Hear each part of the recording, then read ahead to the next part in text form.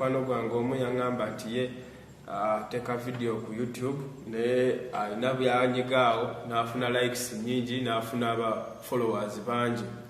Ekyo ku digital adverts tetukirina nti buli muntu yenna ali ku digital adverts aba potential customer, aba asobola okugula, aba asobola okukola business. Tetulina robot zigenda kulaba Bulango.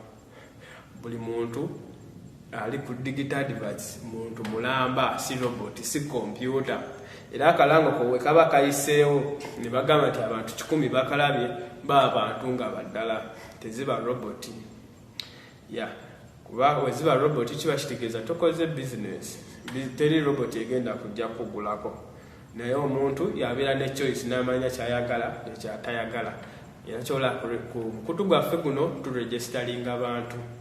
Era naawe mpuliriza andaba obanga tolina kuregisteringa funa account ya digital adverts waludde dda. Sooka ogifune obeere mu ssimu yo, ebeere mu ssimu yo nawe obeere positioned okubanga osobola okulaba Obulango obwo n'osasulwa.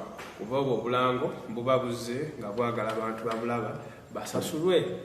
Era n'omutwala nga abaagala bantu be baba bulaba, so si robot. So oba oleeta akalango ku digital adverts ng'oka-uploadinga ku ssimu yo, beera kushuwa nti osaba abantu 100 bajja kuba abantu 100.